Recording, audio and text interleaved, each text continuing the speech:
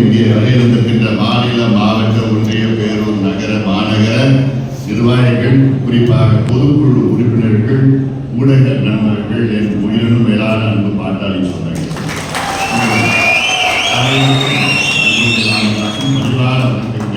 உங்களை இந்த சந்திப்பதில் எனக்கு மிக்க மகிழ்ச்சி. நல்லா இருக்கீங்களா? பொதுக்குழு மிக சிறப்பாக நடைபெற்றுக் கொண்டிருக்கிறது.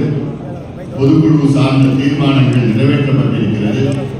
முக்கியமான தீர்மானங்கள் இந்த மாவட்டத்தை சார்ந்த பிரச்சனைகளை அரசு உடனடியாக தீர்க்க வேண்டும் என்ற நோக்கத்திலே இந்த தீர்மானங்கள் போடப்பட்டிருக்கிறது. ஆனால் இந்த தீர்மானம் ஒரு முறை இல்லை, பல முறை இதே தீர்மானத்தை நாம் போட்டுக் கொண்டிருக்கிறோம்.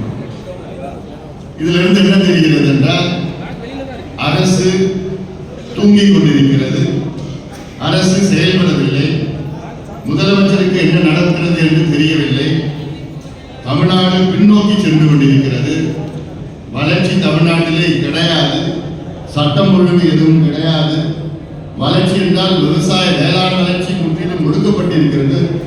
அதற்கு பல உதாரணங்கள் என்னால் சொல்ல முடியும். பெண்களுக்கு பாதுகாப்பு இல்லை, மாணவர்களுக்கு பாதுகாப்பு கிடையாது, அண்ணா யூனிவர்சிட்டி சென்னையிலே படிக்கின்ற பெண் மாணவிகளுக்கு பாதுகாப்பு இல்லை, இன்னும் அடுக்கிக் கொண்டே போகலாம். இதற்கு ஒரு முடிவு வேண்டும். முடிவு வேண்டுமா வேணாமா? நிச்சயமாக வேண்டும். அந்த முடிவுதான் இப்பொழுது நாம் கையில் எடுத்துக் கொண்டிருக்கிறோம். அடுத்ததாக நாம் பார்க்கிறோம். போதும், இவர்கள் ஆண்டது போதும். அதுவும் நடைபெற்றுக் கொண்டிருக்கின்ற இந்த மக்கள் விரோத திமுக ஆட்சியை வீட்டுக்கு அனுப்ப வேண்டும். அதில் மாற்று கருத்தை கிடையாது. நமக்கு மட்டும் இல்லை, வெளியில் உள்ள மக்களுக்கும் இன்னைக்கு சாலையில நடந்து கொண்டு யாராவது கேளுங்க, நம்ம ஆட்சி எப்படிப்பா நடக்குது? ஆட்சியார் நான் சொல்றது டீசெண்டா சொல்றேன், உங்களுக்கு தெரியல என்ன பேசுவாங்க. அப்படி நடந்து கொண்டிருக்கின்ற திமுக ஆட்சியை வீட்டுக்கு அனுப்ப வேண்டும். அதற்கு நம்முடைய இந்த பொதுக்குழு மட்டுமில்லை, இது தொடர்ச்சியான அடுத்தடுத்தாக பல நிகழ்ச்சிகளை நாம் கையில் எடுத்திருக்கின்றோம். அதெல்லாம் நாம் நடைமுறைப்படுத்த வேண்டும் என்ற நோக்கத்திலே இந்த பொதுக்குழு ஈடுபட்டிருக்கிறது. முதல் கட்டமாக நம்முடைய கட்சியை இன்னும் பலப்படுத்த வேண்டும். 36 ஆண்டுகளுக்கு முன்பு நம்முடைய இனமான காவலர் சமூக நீதி போராளி மருத்துவர் ஐயா அவர்கள் நம் கட்சியை தொடங்கினார். தொடங்கிய நோக்கம் சமூக நீதி. நம் கட்சியினுடைய அடித்தளமே சமூக நீதி. சமூக நீதி என்றால் சமூகத்தில், சமுதாயத்தில் உள்ள அடக்கப்பட்ட, ஒடுக்கப்பட்ட அடித்தள மக்கள் முன்னுக்கு சமநிலைக்கு, அதாவது முன்னேறிய மக்கள் ஏதோ நிலையில் இருக்காங்க. தமிழ்நாட்டில் முன்னேறிய சமுதாயம் இருக்கிறது, பின்தங்கிய சமுதாயம் மட்டத்தில் கீழே இருக்கிறது. இந்த கீழ் இருக்கின்ற மக்கள் எப்போ இந்த நிலைக்கு போகிறார்களோ அதுதான் சமூக நீதி. எப்படி போவார்கள்? எப்படி போக முடியும்? அதற்கு எந்த ஒரு யோசனையும் திமுகவிடம் இல்லை. அல்ல, முக்கியமான யோசனை என்ன? முக்கியமான அடித்தளமே கீழே இருக்கின்ற மக்களுக்கு கல்வியும் வேலை வாய்ப்பும் கொடுக்கணும். கொடுத்தால் சுயமரியாதையுடன் அவர்கள் வாழ்வார்கள், முன்னேறுவார்கள். இதுதான் அடிப்படை அறிவு. ஆனால் அந்த அடிப்படையுடன் தெரியாத இப்போ திமுக ஆட்சி நடைபெற்றுக் கொண்டிருக்கிறது. தமிழ்நாட்டிலே ஒரு பக்கம் சமூக நீதிக்கு ஆதரவாளர்கள், ஒரு பக்கம் சமூக நீதிக்கு எதிரானவர்கள். ஆனால் அது முற்றிலும் இல்லாத திமுக இன்னைக்கு சமூக நீதி பற்றி பேசுபவர்கள், ஆனால் சமூக நீதி நடைமுறைப்படுத்த தவறியவர்கள் திமுக. பேசுறது மட்டும்தான் தெரியும் திமுக. மேடையில பேசுவாங்க சமூக நீதி எங்கள் உயிர் மூச்சு, இந்த வெண்டைக்காய், கத்திரிக்காய், உருளைக்காய், அது கை தட்டிட்டு மக்கள் போய் கை தட்டிட்டு போறாங்க. அதனால இதையெல்லாம் மக்கள் இன்னைக்கு இன்னும் அதை பத்தி கவலை இல்லாமல் போகணும்பா, வீட்டுக்கு போகணும்னு ஒரு முடிவோடு இருக்கிறார்கள். நம்ம கட்சியை நம்ம இன்னும் பலப்படுத்த வேண்டும். நமக்கு கிட்டத்தட்ட உறுப்பினர் அட்டை வாங்கிட்டீங்களா? நான் வாங்கிட்டேன். எனக்கு யாரும் கொடுத்தா, என்னோட வீடு சென்னையில டி நகர்ல இருக்கு, சொந்த வீடு. அந்த வீட்டிலோடைய அந்த வட்ட செயலர் மோகன் ராமனு எனக்கு அவர்தான் இந்த உறுப்பினர் எனக்கு கொடுத்தார். அதே போல நீங்க உங்க பகுதியில் இருக்கிற கிளையோ அல்லது அங்க இருக்கின்ற வட்ட செயலாளரோ, இங்க மாநகரத்தில் இருந்தீங்கன்னா வட்ட செயலாளரோ பகுதி செயலாளரோ கிராமத்துக்கு இருந்தா கிளை செயலாளர் இந்த அட்டையை வாங்கிடுறது மக்களுக்கு இந்த அட்டை இதை வாங்கிட்டு இதை நீங்க உங்களுக்கு மட்டும் இல்ல புதிய உறுப்பினர்கள் சேருங்கள். இளைஞர்கள் எவ்வளோ பேர் லட்சக்கணக்கான இளைஞர்கள் இங்கே வந்துட்டு இருக்கிறாங்க. அவர்களை பிடிச்சி இந்தப்பா தம்பி இந்தப்பா தம்பி இந்தம்மா தங்கச்சி அது இல்லாமல் உங்களுடைய இருக்கின்ற உறுப்பினர்களுடைய அட்டையை புதுப்பிக்க வேண்டும். இது மிக மிக முக்கியமான வேலை. கிராமத்தில் கிளைகளை புதுப்பிக்க வேண்டும். வாக்குச்சாவடி முகவர்கள் பூத் ஏஜென்ட் 10 பேர் ஒவ்வொரு பூத்திலையும் கொடுத்திருக்கிறாங்க. அதை இன்னும் புதுப்பிக்கணும். இதுதான் முக்கியமான இன்றைய கட்டத்தில் நீங்கள் செய்கின்ற வேலையை நாம் கட்சியின் பொதுக்குழு உறுப்பினர்கள் செய்கின்ற வேலையாக முதல் கட்டமாக அடுத்தது அடுத்த மாதம் நம்முடைய முன்னாள் அமைச்சர் அவர்கள் சர்மா அவர் சொன்னது போன்று ஜூலை மாதம் 25ஆம் நாள் நம்முடைய மருத்துவர் ஐயா அவர்கள் பிறந்த நாள் அன்றைக்கு பசுமை தாயம் நாள். அந்த நாள் நான் ஒரு நடைபயணத்தை மேற்கொள்ள இருக்கின்றேன். தமிழ்நாடு முழுவதும் 3 நாட்களில் மக்களை சந்தித்து நேரடியாக சந்தித்து தமிழக மக்களின் உரிமைகளை மீட்டெடுத்த பயணம், தமிழக மக்களின் உரிமைகளை மீட்டெடுக்கின்ற ஒரு நடைபயணம் மேற்கொண்டிருக்கின்றேன். தமிழ்நாடு மக்களுடைய உரிமைகள் எவ்வளவு இருக்கு. 10 உரிமைகளாக அதில் எல்லாம் குறித்து வச்சிருக்கிறோம். இந்த 10 உரிமைகளும் நாம் பெற்றுவிட்டால் நீங்கள் எல்லாம் வளர்ந்து விடுவீர்கள். தமிழ்நாடு இந்தியாவின் முதன்மை மாநிலம் மட்டுமில்ல. இந்த உரிமைகளை நம்ம பயன்படுத்தினா தமிழ்நாடு இந்தியாவில் மட்டுமில்ல, சிங்கப்பூருக்கு நிகராக தமிழ்நாடு போட்டி போடலாம். இன்னைக்கு உலகத்தில் சிங்கப்பூர் வளர்ந்த நாடு, இந்தியா வளர்ந்து கொண்டிருக்கின்ற நாடு, ஜப்பான் வளர்ந்த நாடு, தென்கொரியா வளர்ந்த நாடு ஆசியாவில். அப்படி தமிழ்நாடு ஒரு மாநிலம் தான். ஆனால் சிங்கப்பூருக்கு நிகராக நாம் தமிழ்நாட்டை முன்னேற்றம் அடைய வேண்டும் என்றால் இந்த 10 உரிமைகளை அரசு நமக்கு கொடுக்கணும், செயல்படுத்தணும், நாம அதை பெறணும். மு.க. ஸ்டாலின் முதலமைச்சர் போய் கேட்டா கொடுப்பாரு. அவருக்கு முதல்ல தெரியுமா என்ன நடக்குது? அந்த காலத்துல மன்னர்கள் இருப்பாங்க. அமைச்சரே மாதம் மும்மாறி பொழிகிறதா அப்படிதான் கேட்டுட்டு இருக்கிறாரு. ஏன்னா அவருக்கு தெரியும் என்ன நடக்கும், தமிழ்நாட்டில் என்ன நடக்குதுன்னு முதலமைச்சர் தெரியும். ஏதோ இந்த ரோட் ஷோ கூட்டிட்டு போறாங்க, நிக்க வைக்கிறாங்க, அங்க ஆளுநர் இப்படி தாண்டிக்கிறாங்க. அதுக்கப்புறம் அவங்க திமுக கட்சி பெண்களை ஒரு 10 பேர் கூட்டிட்டு போறாங்க. ஏமா இதுதான் நீ சொல்லணுமா, அவங்க கேட்டா இதுதான் பதில் சொல்லணுமா, இந்த ஒரு பதில், 2வது பதில், 3வது பதிலுமா இப்படி சொல்லணுமா சொல்லிட்டு அவங்க கேட்கணுமா. நல்லா மகிழ்ச்சியா இருக்கீங்களா? நாங்க சூப்பரா இருக்கோம். மகிழ்ச்சியா என்ன நடக்குது? என்ன இன்னுமா தமிழ்நாடு மக்கள் நம்ம முட்டாளுங்க. நீங்க செய்யற பித்தலா இருக்கும், நீங்க செய்யற டிராமாவுக்கு நம்புறது அதெல்லாம் அந்த காலம். இப்ப எல்லாம் தெளிவா இருக்கிறாங்க. என் தம்பிகளும் என் தங்கைகளும் எல்லாம் தெளிவா இருக்கிறாங்க. நாடகம் வச்சுக்கிட்டு அப்படியே ரோட்ல போறாங்க போங்க. உண்மையா பண்ணுங்க, உண்மையா செய்யுங்க. நீங்க முதலமைச்சர், ஒரு நாடு தமிழ்நாட்டுடைய முதலமைச்சர், மாநிலத்துடைய முதலமைச்சர். எல்லாரும் மட்டும் சந்திங்க, என்ன பிரச்சனை கஷ்டம் கேளு. உங்களுக்கு உண்மையிலே கஷ்டங்களை தெரிய வேண்டும் என்றால் நம்ம கிராமத்துல யாருக்கும் தெரியாம நீங்க அமைதியா போய் ஒரு பெண்ணுகிட்ட கேளுங்களேன், எவ்வளவு கஷ்டப்படுறாங்க, என்ன பிரச்சனை கேளுங்களேன். ஏன் ஒரு விவசாயத்தை போய் கேளுங்களேன், என்ன விவசாயம் என்ன கஷ்டப்படுறாங்க கேளுங்களேன். அதை வச்சுட்டு டிராமா பண்ணிட்டு இருக்கிறீங்க. என்னமோ இதுவரை சரித்திரத்திலே எந்த முதலமைச்சரும் கல்லணையிலிருந்து தண்ணி திறந்து விடல. கல்லணையில தண்ணி திறந்து விடுறதால யாருக்கு தெரியுமா? அங்க இருக்கிற பிடபிள்யூ ஆபீசர்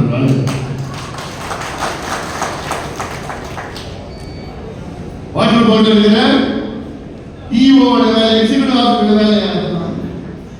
அது முதலமைச்சர் வேலையாது? இதாகவும் வரலாற்றிலே முதலாக ஒரு முதலமைச்சர் கல்லணையிலே தண்ணீர் திறந்து விட்டார். யார் யார்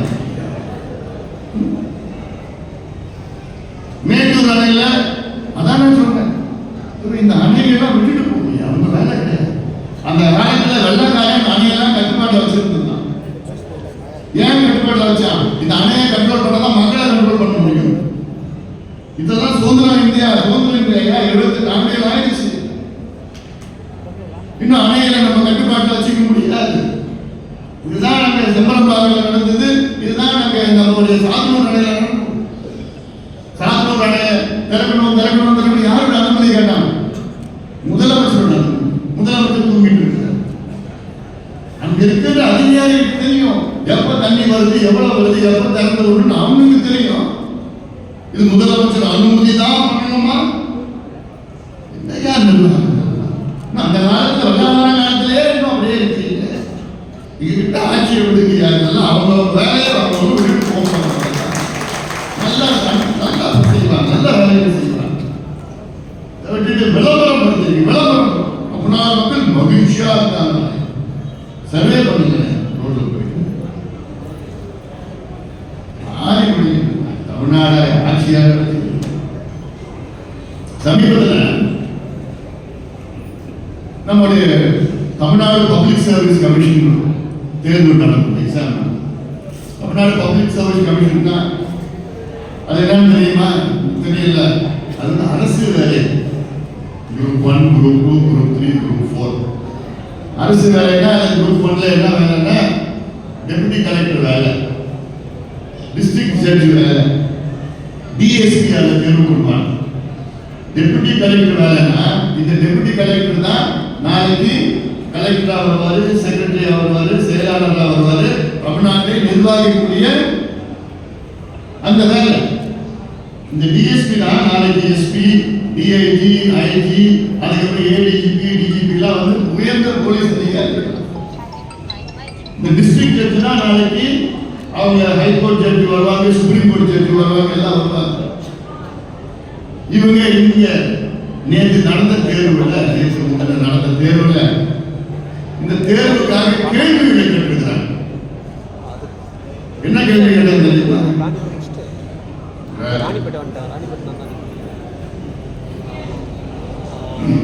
இதுல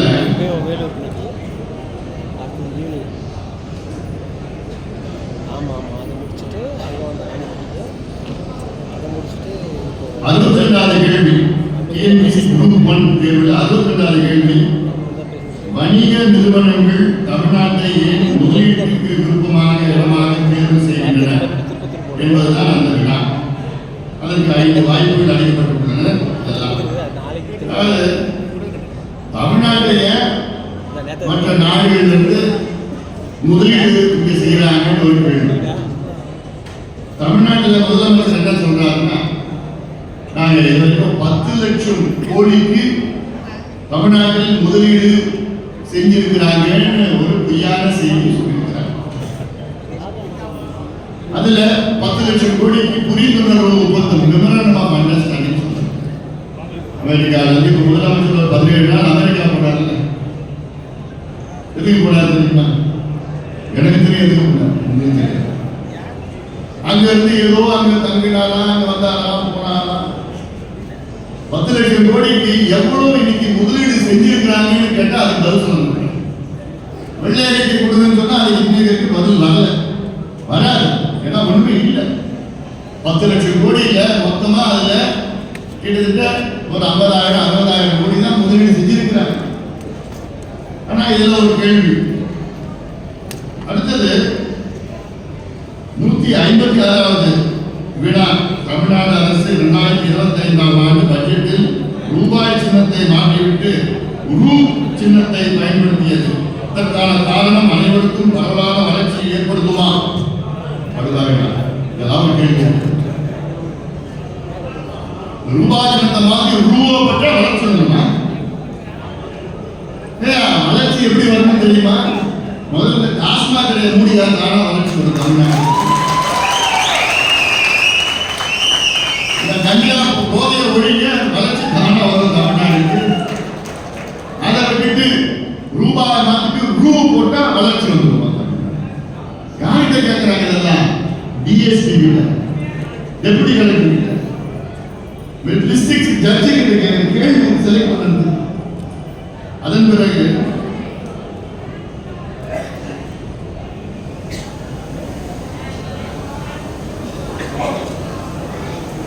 திமுக இன்னொரு கேள்வி. திமுக எதற்காக இந்திய போராட்டம் நடத்தியது என்று 121ஆம் கேள்வி. இந்த கேள்விக்கு விட மு க ஸ்டாலின் அவருக்கே தெரியாது, முதலமைச்சரே தெரியாது.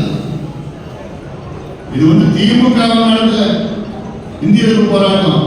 தமிழ்நாட்டின் மாணவர்கள் அன்றைய காலத்தில் திமுக தமிழ்நாட்டு மாணவர்கள் தான் இந்திய எதிர்ப்பு போராட்டம் நடத்தினாங்க. திமுக செஞ்சு பண்ணிட்டாங்க. அடுத்தது 169வது கேள்வி. அண்ணாதுரை எதற்காக தீக்காவில் சேர்ந்தார்? இவை எந்த விழாவுக்கும் சரியான விடை இல்லை. முதலமைச்சர் அதாவது அண்ணாதுரை தீக்காவில் எதுக்கு சேர்ந்தார்? இது ஒரு கேள்வி. இதெல்லாம் டிஎன்பிஎஸ்சி கேட்க வேண்டிய கேள்வியாக. இந்த விடை திமுக தெரியல. ஏன் அந்த அடுத்த கேள்வி கேட்க வேண்டியதுதானே?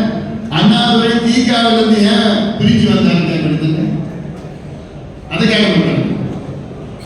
ஏன் சேர்ந்தான்னு கேட்கிற கேள்வி, ஏன் பிரிஞ்சாருன்னு கேட்க வேண்டியது. பெரியாரிடம் ஏன் பிரிந்து வந்தாருன்னு கேட்க வேண்டியது அந்த கேள்வி. இதெல்லாம் என்னென்னமோ கேள்வி கேட்டுக்கிட்டு அதன் பிறகு என்னென்னமோ நிறைய கேள்விகள் இருக்கு. அதெல்லாம் நான் சொன்னேன். முதலமைச்சர் காலை உணவு திட்டம் பற்றி பின்வரும் கேள்விகள்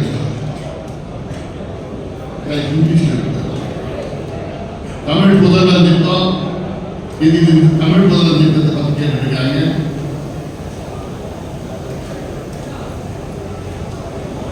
இந்திய எதிர்ப்பு போராட்டம், இலவச பஸ் பாஸ், பெண்களுக்கு கொடுக்கிற பஸ் பாஸ் தான் கேள்வி.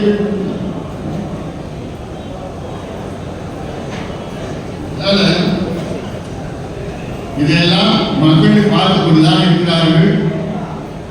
இதை போன்ற தமிழ்நாட்டை சின்ன பின்னமாக்கி கொண்டிருக்கின்ற இந்த திமுகவை நாம் வீட்டுக்கு அனுப்ப வேண்டும். அதற்கு நேரம் வந்துவிட்டது, காலம் வந்துவிட்டது.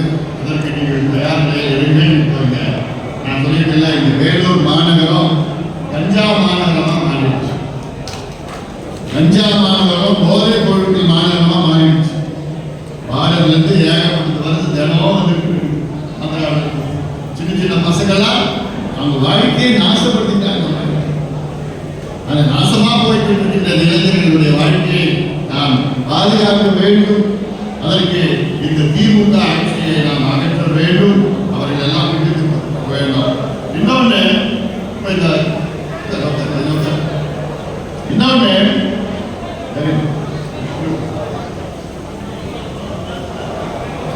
இந்த Vellore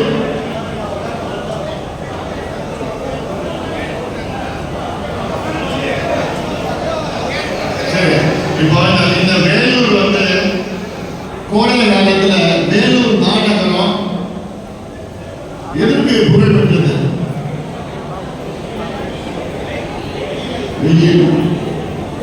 114 degree Fahrenheit, 115 degree Fahrenheit.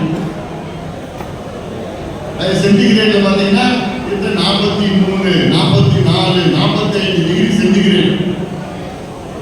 அவ்வளோ வெயில், அவ்வளோ வெயில் தாக்கம். இதற்கு எத்தனையோ முறை நாங்கள் சொன்னோம். இளவரசர் இருக்கிறாங்க, வித்தியாசம் இருக்கிறாங்க. எத்தனையோ முறை நம்ம சொன்னோம். என்னன்னு சொன்னோம்? இந்த சுற்றி வேலூர் மாநகரத்தில் சுற்றி இருக்கிற மலைப்பகுதியை, அங்க இருக்கின்ற மலைப்பகுதிக்கு நாங்கள் மரம் நட்டோம். பசுமை தாய்க்காக நாங்கள் மரம் நட்டோம். எங்களுக்கு அனுமதி கொடுங்க. தமிழக அரசும் சரி, வனத்துறை அனுமதி கொடுங்க. இப்போ நாங்க சொல்ற 110 டிகிரி ஃபாரன்ஹீட் நாங்க மரம் நட்டதுக்கு அனுமதி கொடுத்து எங்களோட நோக்கம் 10 லட்சம் மரங்களை இங்க நட வேண்டும் என்று எங்களோட நோக்கம். ஆனாலும் அதை தொடங்கியிருக்கிறோம், மரம் நட தொடங்கியிருக்கிறோம். ஆனாலும் அனுமதி இல்லை. அப்படி அனுமதி கொடுத்தால் முறையாக 10 லட்சம் மரங்களை நாங்கள் நட்டு இன்னும் 5 ஆண்டுகள் 7 ஆண்டுகள் பார்த்தீங்கன்னா 110 டிகிரி கூட ஒரு வருடம் போவாது. 3 டிகிரி கம்மியாக தான் இந்த வேலூர் மாநகரத்தில் இருக்கும். இது போன்ற செயல் திட்டங்கள்லாம் எங்களுக்கு வேணும். அதெல்லாம் இந்த மக்கள் புரிந்து கொள்ள வேண்டும். வேலூரில் உள்ள அனைத்து நிலை மக்களும் புரிந்து கொள்ள வேண்டும். எவ்வளவு பிரச்சனைகள் இருக்கு. பாலாறு பிரச்சனை. இந்த பாலாறை பற்றி பேசுகின்ற ஒரே கட்சி யாரு? பாட்டாளி மக்கள் கட்சி மட்டும்தான். நம்ம மட்டும்தான் பேசிட்டு யாருமே பேசுறது இல்லை. பேசுறது மட்டும் இல்ல, பாலாற்றை காப்போம் என்று 2 நாள் நடைபயணத்தை மேற்கொண்டிருக்கின்றேன். 2 நாள் நடைபயணம் பிள்ளூர்ல இருந்து சதுரங்கப்பட்ட வரைக்கும் 2 நாள் நடந்து துண்டு பிரச்சனை கொடுத்து பாலாற்றை காப்போம். எனக்கு முன்பு மருத்துவர் ஐயாக்கள் 96 வாணியம்பாடியிலிருந்து வாலாஜா வரைக்கும் 3 நாள் சைக்கிள் பேரணி. 3 நாள் நினைச்சு பாருங்க. 2006 1996 இதை பசுமை தாய சார்பில் நாங்கள் பண்ணியிருக்கிறோம். அதன் பிறகு நானும் 2000 ஆண்டு 25 ஆண்டுகளுக்கு முன்பு ராணிப்பேட்டையிலிருந்து வேலூர் வரைக்கும் சைக்கிள் பேரணி நடத்தினோம். கிட்டத்தட்ட 3000 இளைஞர்கள் கூட வந்தாங்க, சைக்கிள்ல வந்தாங்க. எதுக்கு? இந்த பாலத்தை காரணம். எத்தனையோ போராட்டங்கள், தடுப்பணைகள் கட்ட வேண்டும் என்று எத்தனையோ போராட்டங்கள் இருக்கு. ஆனா இது வரைக்கும் ஒரு 3 தடுப்பணை தான் கட்டியிருக்கிறாங்க. எவ்வளவு கட்டியிருக்கிறோம்? 23 தடுப்பணைகள் பாலாற்றில் கட்டியிருக்க வேண்டும் குறைந்தது. ஆனால் 3 மட்டும்தான் கட்டியிருக்கிறார்கள். இதெல்லாம் பல முறை நாங்கள் சொல்லியிருக்கிறோம். நான் நேற்று கூட சொன்னேன், பாலாற்றில் இந்த மிகப்பெரிய ஒரு மாநாடு நாம் நடத்தணும் சமீபத்தில். அந்த மாநாடு கூட்டத்தை பார்த்ததுக்கு பிறகுதான் திமுக பயம் வந்துச்சு. அதுக்கு முன்பு கொஞ்சம் பத்திரமா இருந்தாங்க. ஆனா அந்த மாநாட்டில் லட்சக்கணக்கான இளைஞர்கள் சொந்தங்கள் அங்கே அவர்களாக வந்தார்கள். ஒரு பைசாவது நம்ம செலவு வாய பொழுது பார்த்தாங்க. திமுக என்னடா அது எங்கிருந்து வந்தாங்க, எப்படி வந்தாங்க? அவங்களே பஸ் ரெடி பண்ணாங்க, 3 வேளை சாப்பாடு அவங்களே எடுத்து வந்தாங்க, குடிக்கிறது தண்ணி கூட எடுத்து வந்தாங்க. அங்கேயே காலையில வந்து உட்கார்ந்து ராத்திரி வரைக்கும் உட்கார்ந்தாங்க. விடிய கால 4 மணிக்கு தான் வெளியிலே போனாங்க. அவ்வளவு அமைதியா நடந்தது. ஒரு சின்ன பிரச்சனை சம்பாவனை எதுவுமே கிடையாது. எப்படி வந்தாங்க, கூட்டாங்க, கொண்டாடினாங்க, அமைதியா வீட்டுக்கு போனாங்க. என்னென்னமோ எதிர்பார்த்தாங்க, இப்படி நடக்கும், அப்படி வன்முறை, இப்படி பிரச்சனை. அதெல்லாம் அந்த கிராமம். அந்த மாநாட்டில் நான் பேசுறது உங்களுக்கு தெரியும். என் தம்பிகளும் என் தங்கைகளும் நீங்க எல்லாம் படிக்கணும், படிச்சு வேலைக்கு போகணும். உங்க மேல ஒரு வழக்கு கூட வரக்கூடாது. வளர்ச்சியான அரசியல் நோக்கி நாம் செல்கின்றோம் என்றெல்லாம் உபதேசங்கள்லாம் நம்ம கொடுத்தோம். அந்த மாநாடு பார்த்ததுக்கு அப்புறம் தான் திமுகவுக்கு பயம் வந்துச்சு, நடுங்கிட்டு இருக்குது. என்ன பயம் தெரியுமா? திமுக 4 ஆண்டு காலமாக மருத்துவர் ஐயாவையும் இந்த சமுதாயத்தையும் ஏமாற்றிக் கொண்டிருக்கிறது. 4 ஆண்டு காலமாக கடந்த ஆட்சி காலத்திலே இந்த சமுதாயத்துக்கு 10.5 விழுக்காடு இடஒதுக்கீடு கொடுத்தார்கள். ஆனால் இவர்கள் வந்த பிறகு அதை தடை செய்து விட்டார்கள் நீதிமன்றத்தில். ஆனால் சரியான முறையிலே விவாதம் நடத்தல. ஏதோ ஏனோதான நடத்தினாங்க. சரியான புள்ளிவர்கள் கொடுக்கல, சரியான வாதங்களை வைக்கல, தெரியும். அதே வேளையில நம்ம வழக்கறிஞர்களும் வாதங்கள் வைத்தோம். அவங்க நம்ம வழக்கறிஞர்களோட அரசு வழக்கறிஞர்கள் தான் முக்கியத்துவம் கொடுப்பாங்க நீதிபதிகள். வைக்காத காரணத்தால் இங்கே சென்னை உயர்நீதிமன்ற மதுரை கிளையும், அதேவேளை உச்ச நீதிமன்றம் நாம் சென்றோம். உச்ச நீதிமன்றம் மேல்முறையீட்டிலே அங்கே 2 நீதிபதிகள் மிக நல்ல தீர்ப்பு கொடுத்தாங்க. என்ன தீர்ப்பு? தமிழ்நாட்டில் வன்னியர்களுக்கு உள்ஒதுக்கீடு கொடுக்க என்ற தடையும் கிடையாது, தரவுகளை சேகரித்து நியாயப்படுத்திக் கொடுங்கள் என்று சொன்னாங்க. சொல்லி இன்னைக்கு 3 ஆண்டுகள் ஆகுது. இவங்க ஆட்சிக்கு எப்போ வந்தாங்க? 4 ஆண்டுகளுக்கு முன்பு. இந்த 3 ஆண்டு காலமும் ஐயா கிட்ட என்கிட்ட பல முறை முதலமைச்சர் சொன்னாங்க, நாங்க நிச்சயமா நாங்க கொடுக்கிறோம், தைரியமா இருங்க, உறுதியா நாங்க கொடுக்கிறோம். பல முறை நான் சந்திச்ச 3 முறை சந்திச்ச முதலமைச்சர் ஒவ்வொரு முறையும் நிச்சயமா தரேன். ஐயா சந்திச்சா 2 முறை சந்தித்தா அப்புறம் உறுதியா நீ போக நான் தரேன். இதை நம்பி இல்லைன்னா நான் வேற விதமான எத்தனையோ போராட்டங்கள் நம்ம செஞ்சிருக்கோம். அதை போராட்டம் நம்ம செய்யக்கூடாதுன்னு சூழ்ச்சி செய்து நம்ப வைத்து கழுத்து அழுத்த திமுக. அதனால நம்ம பெருசா போராட்டம் இடையில நம்ம பண்ணல. ஏன்னா ஒவ்வொரு போராட்டம் நம்ம பண்ண போறோம்னு சொன்ன உடனே இல்ல இல்ல பண்ணாதீங்க, நாங்க கொடுத்துறோம் பேசி இந்த நாங்கள் சேகரிக்கிறோம், இந்த தகவல் சேகரிக்கிறோம், இதெல்லாம் சொல்லியே ஏமாற்றிய திமுகவுக்கு இந்த தேர்தலில் ஒட்டுமொத்த இந்த வன்னிய சமுதாயம் மிகப்பெரிய பாடத்தை கொடுக்கிறார்கள்.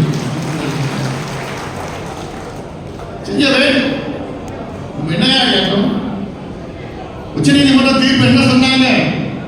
தமிழ்நாட்டில் இருக்கிற தரவுகளை சேகரிக்க டேட்டா எங்க இருக்கு? அமெரிக்காவில் இருக்கிற, ஆப்பிரிக்காவில் இருக்கிற தமிழ்நாடு அரசுடைய கம்ப்யூட்டர்ல இருக்கு டேட்டா. இந்த டேட்டாவை கம்ப்யூட்டர் தட்டா டேட்டா வரப்போகுது. அந்த டேட்டாவை வச்சுட்டு நீங்க உள்ஒதுக்கீடு கொடுத்துட்டு போங்கன்னு யார் சொன்னா? உச்ச நீதிமன்ற தீர்ப்பு. 3 ஆண்டுகள் ஆகிறது. 3 ஆண்டு காலமா டேட்டா சேகரிக்கிறாங்க. ஒரே நாள் எடுக்கலாம், டேட்டா எடுக்கலாம், ஒரு நாள் எடுக்கலாம். அதை எடுத்துட்டு நம்ம மாட்டோம், அதை கொடுத்துட்டு போய் நியாயப்படுத்தி போயிருக்கலாம், அப்பவே பண்ணிருக்கலாம். ஆனால் அவருக்கு மனசு கிடையாது. இந்த சூழ்ச்சி செய்து ஏமாற்றி காலத்தை தள்ளி போட்டு அப்புறம் பார்த்தா மாநாட்டில் நாம் பேச எல்லாரையும் பார்த்துருப்பீங்க. இந்த சமுதாயத்திற்கு துரோகம் செய்து கொண்டிருக்கிறது யாரு? திமுக. இந்த சமுதாயத்தை வைத்துதான் அவர்கள் முதல் ஆட்சிக்கு வந்தார்கள். திமுக வரலாற்று பார்த்தீங்கன்னா வன்னிய சமுதாயம் வைத்துதான் ஆட்சிக்கு வந்தார்கள். ஒவ்வொரு முறையும் மீண்டும் ஆட்சிக்கு வருவது இந்த சமுதாயத்தை நம்பினார். ஆனால் ஆட்சிக்கு வந்தோம். இந்த தேர்தலிலும் 2021 தேர்தலில் திமுக இருக்கிற எம்எல்ஏக்கள் அதிக எம்எல்ஏக்கள் எந்த சமுதாயத்தை சார்ந்தவர்கள் தெரியுமா? வன்னியர் சமுதாயம். 23 சட்டமன்ற உறுப்பினர்கள் திமுகவில் வன்னியர் சமுதாயத்தை சார்ந்தவர்கள். 21 சட்டமன்ற உறுப்பினர்கள் இன்றைக்கு பட்டியலினத்தை சார்ந்தவர்கள். இந்த 2 சமுதாயத்திற்கும் திமுக எதுவுமே செய்யல. இந்த 2 சமுதாயத்திற்கும் துரோகம் மட்டும்தான் செய்திருக்கிறது திமுக. இது எங்க வேணா நான் சொல்லுவேன், யாருக்கு வேணா நான் விவாதம் நடத்த நான் தயாரா இருக்கிறேன். யாருக்கு அனுப்புங்க, நீங்க போடுங்க. நீங்க திமுக கேட்கிற சேலஞ்ச் பண்றேன், மேடையை நீங்க போடுங்க, எங்க வேணா நீங்க போடுங்க. நான் வரேன், விவாதத்துக்கு நான் வரேன். இந்த 2 சமுதாயத்துக்கு நீங்க என்ன செஞ்சீங்க சொல்லுங்க. ஆனா இந்த 2 சமுதாயம் தான் உங்களுக்கு முதலமைச்சர் பதவியை கொடுத்தது. நீங்க ஆட்சியில் இருக்கிறதுக்கு காரணமே இந்த 2 சமுதாயம் தான். என்னையா பண்ணீங்க சமுதாயத்துக்கு? ஒண்ணும் பண்ணல.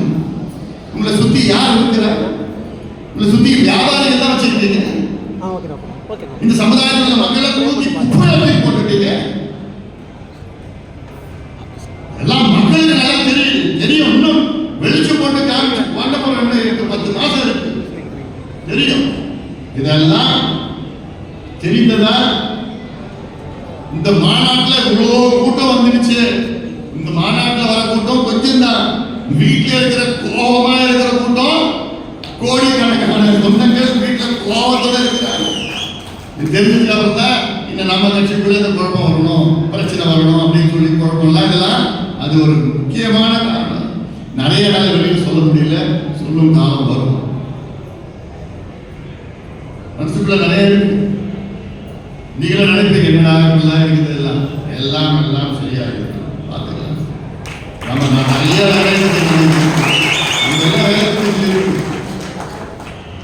இறங்கிட்டோம். நம்ம நோக்கம் என்ன? இந்த மக்கள் விரோத ஆட்சி, சமூக நீதிக்கு விரோத ஆட்சி, திமுக ஆட்சியை அகற்ற வேண்டும் என்று இன்னைக்கு நம்முடைய நோக்கம். இதில் பாட்டாளி மக்கள் கட்சி மட்டுமில்லை, தமிழ்நாட்டில் அனைத்து தரப்பு மக்களுடைய எண்ணம் பார்த்தாலும் லஞ்சம், ஊழல். ஏன் பாலாறு தடுப்பணை கட்டலன்னா அங்க மணல் கொள்ளை அடிக்க முடியாது. இது ஒரு காரணம். டாஸ்மாக் ஊழல் இருக்கு, எல்லா ஊழலும் இருக்கு. அது பார்த்தா எல்லாம் கொள்ளடிச்சு முதலமைச்சர் என்ன சொல்றாரு? தமிழ்நாடு மக்கள் மகிழ்ச்சியா இருக்கிறாங்கப்பா. அவர் ஒரு கற்பனை உலகத்தில் வச்சிருக்கிறாங்க. எப்படியா மகிழ்ச்சியா இருக்க முடியும்?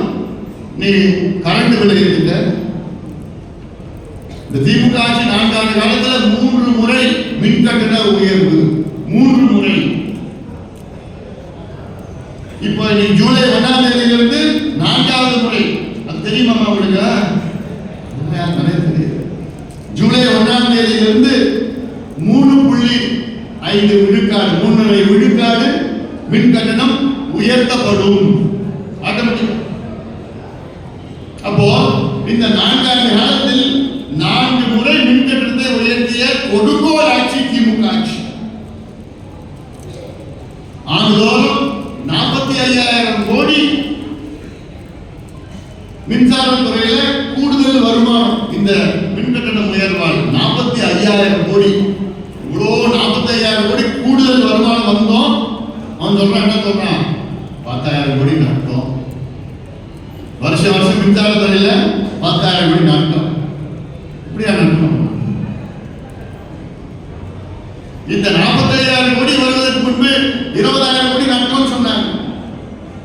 அதன் பிறகு 45,000 கோடி வந்த பிறகு 10,000 கோடி நட்டோம். அது என்ன கணக்கு? அதுல ஒரு பெரிய கணக்கு ஒன்று இருக்குது. ஆண்டுதோறும் தமிழக அரசு தனியாரிடம் மின்சாரம் பெறுகின்ற எவ்வளவு பெறுறாங்க தெரியுமா? 3,200 கோடி யூனிட் மின்சாரம். ஒரு வருஷத்துக்கு திமுக அரசு தனியாரிடம் பெறுகின்ற மின்சாரம் 3,200 கோடி யூனிட். அதுல ஒரு யூனிட்டுக்கு எவ்வளவு? ₹1 வச்ச கணக்கு பார்த்து. ஏன்னா இவங்க ஒரு யூனிட் எவ்வளவு திரும்ப விலை கொடுத்து வாங்குறாங்க? ₹15, ₹12, ₹13, ₹11 மாத்தி மாத்தி. ஒரு யூனிட் மின்சாரம் அரசு எவ்வளவு தெரியுமா தயாரிக்குது? அரசு ₹3, ₹3.25. அரசு தயாரிக்கிற மின்சாரம் ₹3, ₹3.25 தயார் செய்து தனியார் எவ்வளவு வாங்குறாங்க? அதிகபட்சம் ₹15 வாங்குறாங்க. அப்போ எவ்வளவு கொள்ளடிக்கிறாங்க பார்த்து. நாங்க என்ன கேட்டு இருக்கிறோம்? அரசு துறையில கூடுதலா மின்சாரம் உற்பத்தி செய்யுங்க. இது இப்ப கேட்கல, 15 வருஷமா கேட்டு இருக்கோம். ஆனா அவங்க வேணுமே அரசு தரப்புல மின்சாரம் தயாரிக்கிறதுக்கு தயாரா இல்லை. தனியார்கிட்ட வாங்கணும், அவங்க கொடுக்குற லஞ்சத்தை எடுத்து கொள்ளடிச்சு போகணும். மின்சாரத்துறையில் லஞ்சனாலும் இது போன்று எவ்வளோ இருக்கு. அதெல்லாம் நான் அது நிறைய பேசப்படணும் செய்யும். அதனால இது ஒன்று பாருங்க, சொன்னது இதுதான் நம்முடைய 10 உரிமைகளை மீட்டெடுக்கின்ற நடைபயணம். தமிழக மக்கள் உரிமைகள் பார்த்தீங்கன்னா, முதல் உரிமை சமூக நீதிக்கான உரிமை, ரைட் டு சோஷியல் ஜஸ்டிஸ். இது பார்த்தீங்கன்னா ரைட் டு சோஷியல் ஜஸ்டிஸ், சமூக நீதினா நான் முதல்ல சொல்லியிருக்கிறேன். 69 விழுக்காடு இடஒதுக்கீடுகள் வரும். பட்டியலுடைய 10.5 விழுக்காடு இதில் வரும். பட்டியலின மக்களுடைய 2 விழுக்காடு அதுவும் இது வரும். தமிழ்நாட்டில் பின்தங்கிய சமுதாயங்கள், அவருடைய பின்தங்கிய நிலை, மக்கள் தொகை, இது ரெண்டும் சேர்த்து அவரவருக்கு ஏற்ற இடஒதுக்கீட்டை வழங்க வேண்டும் என்ற அத்துணை சமூக நீதி பிரச்சனையும் அது உரிமை. இந்த உரிமைகள், இந்த 10 உரிமைகளும் நம்முடைய அரசியல் சாசனத்தில் இருக்கு. அரசியல் சாசனம் நமது கான்ஸ்டிடியூஷன் ஆஃப் இந்தியா. இதுல நம்ம உரிமைகள் இருக்கு. இந்த உரிமைகளை வழங்குவது அரசினுடைய கடமை, இதை பெறுவது நம்முடைய உரிமை. நமக்கு எல்லாம் உரிமை இருக்கு. ஆனா நம்ம உரிமையை நமக்கே தெரியும், உங்களுக்கும் தெரியல, மக்களுக்கும் தெரியல. அதை தெரியப்படுத்துவது தான் என்னுடைய நடைபயணம். இது பாட்டாளி மக்கள் கட்சி பிரச்சனை மட்டும் கிடையாது, தமிழ்நாடு மக்களுடைய பிரச்சனை. தமிழ்நாடு மக்களுடைய பிரச்சனை. நமக்கு இவ்வளோ உரிமைகள் இருக்கு, ஆனால் அதை எதையும் தமிழக மக்கள் செய்ய தவறிவிட்டது, அதை செய்ய தயங்கி கொண்டிருக்கிறது, இன்னொன்று செய்ய தெரியல. அதனால அடுத்தது வன்முறையில்லா வாழ்வுக்கான மகளிர் உரிமை, women's right to live free from violence. பெண்களுக்கு இன்னும் சொல்ல போனா தமிழ்நாட்டின் வாக்காளர்களில் பெண் வாக்காளர்கள் பார்த்தீங்கன்னா ஆண் வாக்காளர்கள் அதிகம் பெண் வாக்காளர்கள். கிட்டத்தட்ட ஒரு 18 லட்சம் வாக்காளர்கள் தமிழ்நாட்டு மொத்தமாக பார்த்தீங்கன்னா பெண் வாக்காளர் தான் அதிகம். ஆனா அவங்களுக்கு அவங்க உரிமைகளை பற்றி தெரியுமா? ரோட்ல எங்கேயாவது தனியா நடந்து போக முடியாத பெண்கள் எல்லாம் இன்னைக்கு ராத்திரில கேட்கல, குடிச்சுக்கிட்டு போதையையும் கிண்டல் கையை பிடிச்சி எடுக்கிறது, எங்கேயோ கூட்டு பதார்த்தம் இதெல்லாம் எங்கெங்கே நடக்கும் வட மாநிலங்களில், தமிழ்நாட்டில். அடுத்தது விவசாயம் மற்றும் உணவுக்கான உரிமை, right to farming and right to food. விவசாயிகளுக்கு எவ்வளோ உரிமைகள் இருக்கு. நான் இந்த மாவட்ட விவசாயியா இருந்தேன்னா எனக்கு என்ன உரிமை தெரியுமா? இந்த பாலாத்துல அரசு தடுப்பணை கட்டி அந்த பாலாத்து தண்ணியை நான் விவசாயம் பண்ணணும், அது எனக்கு உரிமை இருக்கு. ஏன்னா என் மண்ணில் தான் ஆறு போகுது, அந்த ஆத்து தண்ணி நான் பயன்படுத்துவதற்கு எனக்கு உரிமை இருக்கு. அதை கொடுப்பது அரசுடைய கடமை. ஆனா அவங்க செய்யல. ஏன் தடுப்பணை கட்டல? அங்க மண்ணில் கொள்ளை எடுக்க முடியாது, மணல் அள்ள முடியாது. இவங்கெல்லாம் காலகாலமா மணல் கொள்ளை எடுக்கிறதுக்காக நான் இங்க விவசாயம் பண்ண முடியல. இந்த மாவட்டத்தில் தோல் பதனிடும் தொழிற்சாலைகள் இருக்கு. இந்த தோல் பதனிடும் தொழிற்சாலைகள் வந்து பாத்தீங்கன்னா அந்த கழிவு அப்படியே பாலாத்துல விட்டுறாங்க. அந்த பாலாத்துல அந்த தண்ணியை நான் விவசாயம் பண்ண முடியல, நான் குடிக்க முடியல. அதை சரி செய்வது அரசினுடைய கடமை. அந்த தண்ணியை நான் குடிக்கிறது என்னுடைய உரிமை. விவசாயிகளுடைய விளைநிலங்கள் விளைச்சல் கூட சொன்னாங்க. மாம்பழம் அதே விளைச்சல் இந்த பகுதியில். இந்த மாம்பழம் விலை இந்த வருஷம் விலை இருக்குதா? போன வருஷம் பார்த்தீங்கன்னா ஒரு டன் மாம்பழம் 28,000 ரூபாய் போச்சு. 24,000, 28,000, 21,000. இப்போ 4,000 ரூபாய், 3,000, 4,000 ரூபாய், 3,000 ஒரு டன் மாம்பழம். அது பறிச்சு எடுத்துட்டு போறதோட கட்டுப்படியாக இதை எடுத்துட்டு போய் அங்க பக்கத்துல பாரத போய் கொடுக்குறாங்க மாம்பழம். அவங்க எடுத்து வேண்டாங்கன்னு தெரிவிக்கிறாங்க. ஆந்திராவில் என்ன பண்ணிக்கிறாங்க? ஒரு டன் மாம்பழத்துக்கு 4,000 ரூபாய் மானியம் கொடுக்குறாங்க விவசாயிகள். ஆனா இங்க நம்ம முதலமைச்சர் அவர்கள் ரோட் ஷோ போடுற மகிழ்ச்சியா இருக்கிறீங்களா? முன்னாடி பொழியுறதா? கல்லணையில தண்ணி வருதா? நீங்க விவசாயிகள் கட்டத்திலையோ கடல்லையோ கரையில தொங்கிட்டு இருக்கிறாங்க, மகிழ்ச்சியா இருக்கிறாங்க. இதுதான் தமிழ்நாடு தலையெழுத்து நம்ம மாற்றணும்.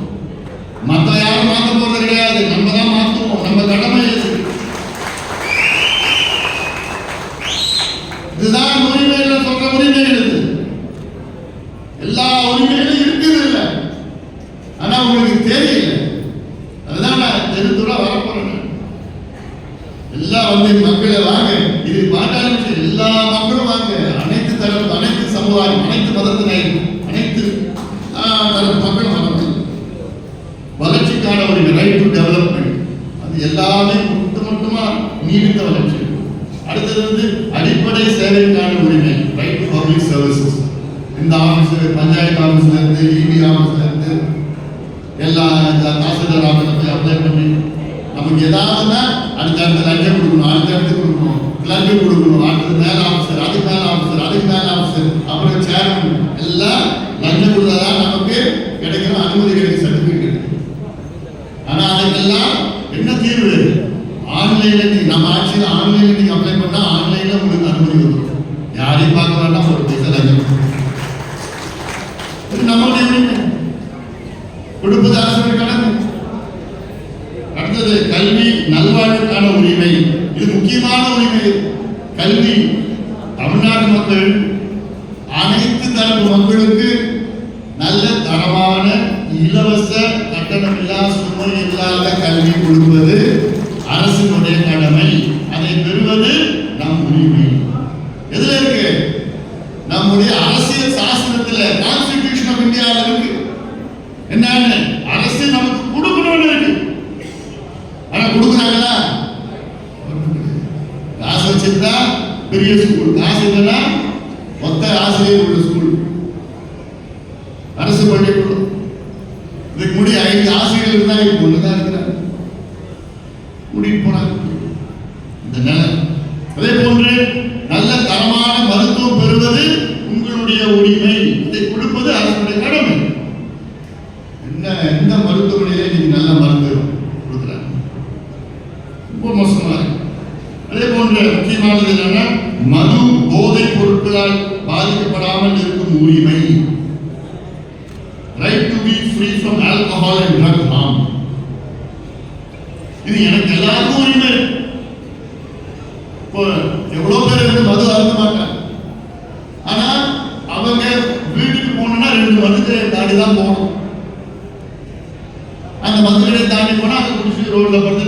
மாணவர்கள் கொண்டு போதையில் என்ன பண்ணான்னு தெரியாது. அப்போ இது என்னுடைய உரிமை, எனக்கு எந்த பிரச்சனையும் வரக்கூடாது, அதெல்லாம் நிறைய இருக்கு. அடுத்து நீடித்திருக்கும் நகர்ப்புற வளர்ச்சிக்கான உரிமை, right to sustainable urban development. இதுல வேலூர் மாநகரம், இந்த மாநகரம் சொன்னதே எனக்கு அசிங்கமா இருக்கு. மாநகரம் சொல்லாம மாநகரம் நகராட்சிக்கு அடிப்படை வசதி கூட கூடுதலாக உங்களுக்கு மாநகரத்தில் ஒண்ணுமே கிடையாது. ஸ்மார்ட் சிட்டி, ஸ்மார்ட் சிட்டி பாலத்தில் போயிட்டு அச்சுமொழி பாலத்தில் ஸ்மார்ட் சிட்டி இதெல்லாம் கோல்ல வச்சுக்கிட்டு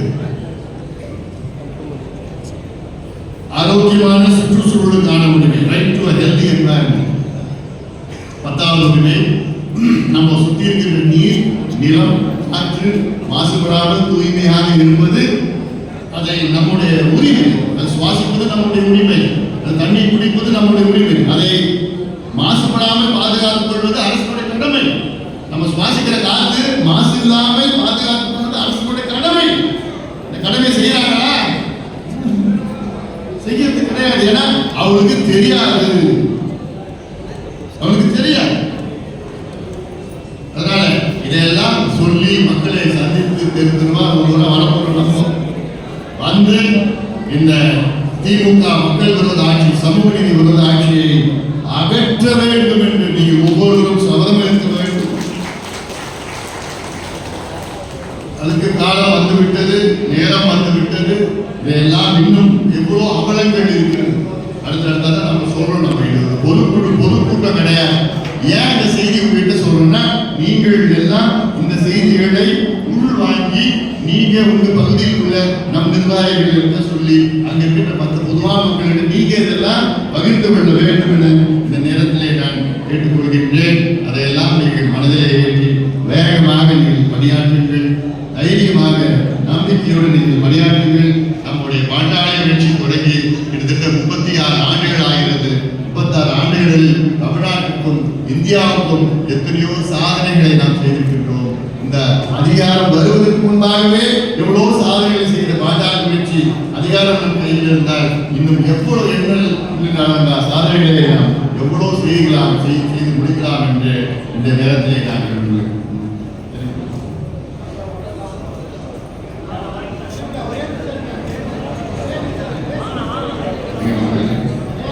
அடுக்க மாட்டீங்க. அதனால இது எல்லாமே எவ்வளோ சீட்டில் எவ்வளோ பிரச்சனைகள் இருக்கு. தடுப்பணை கட்டணும், நாணயம் கட்டணும், புதுசாக ஒரு தாலுக்கா உருவாக்கணும், அதெல்லாம் அதை பற்றிலாம் கவலை முதலமைச்சருக்கு. நீங்கள் மகிழ்ச்சியாக இருக்கீங்களா அப்படின்னு அந்த கேள்வி மட்டும் கேட்டுருக்கீங்க. அதனால தெரிய போது இன்னும் 2 மாதம் தெரிய போகுது. எப்படி மகிழ்ச்சியாக இருக்கிறாங்களா இருக்கிறாங்களா தெரிய போகுது. அந்த வகையில் நீங்கள் எல்லோரும் இந்த செய்திகளை சொல்லுங்கள். அடுத்த மாதம் நடைபயணத்தை மேற்கொள்ள இருக்கின்றோம். இது ஏதோ நான் நடைபயணம் நம்ம நடைபயணம்